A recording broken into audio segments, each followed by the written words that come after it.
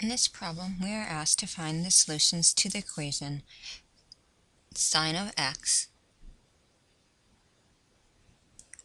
equals the opposite of the square root of 3 over 2. We will recognize that we are looking for general solutions in such that when I plug in x, I get the opposite of the square root of 3 over 2 coming out of sine. We would know sine is negatives in quadrants 3 and quadrants 4, and we are looking for a reference angle that when I plug it into sine, I get a positive square root of 3 over 2.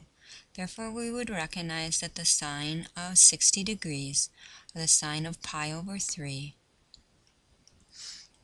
is equal to square root of 3 over 2.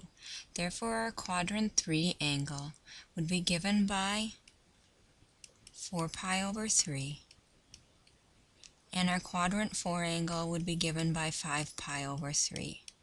Now we would have to add on the period of our sine function, which is 2n pi, because our period is 2 pi units in length. Therefore, we have the general solutions for sine of x is equal to the opposite of the square root of 3 over 2.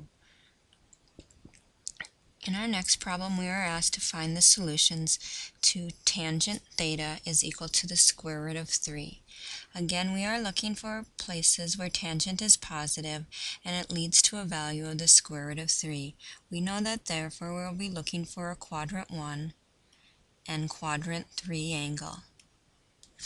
In quadrant 1, we want tangent of theta to be the square root of 3.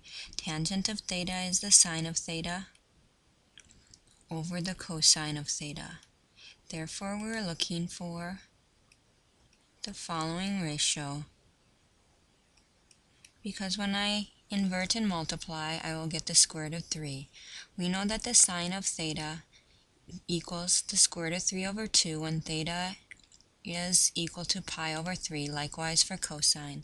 So our quadrant 1 angle is pi over 3, and then we add on the period of tangent, and the period of tangent is n pi, or for any integer n.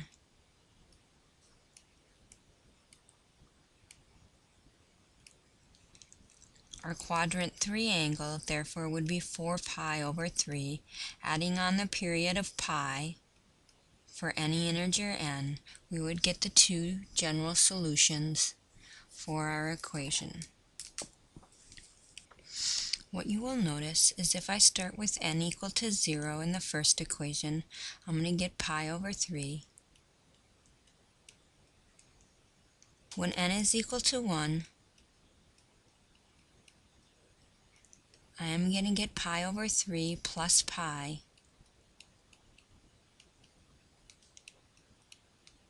which is equivalent to pi over 3 plus 3 pi over 3, which is 4 pi over 3.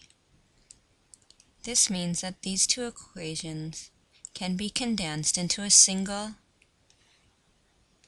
general solution as theta is equal to pi over 3 plus n pi.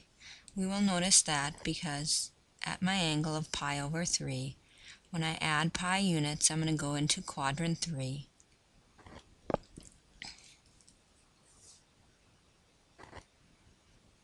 Finally, we are asked to find the solution of the equation sine of x is equal to the pi over 2. What we will notice is that pi over 2 is greater than 1. Therefore, we're looking for values of x such that the sine of x is greater than 1. We know that the sine function takes on values for its range between -1 and 1.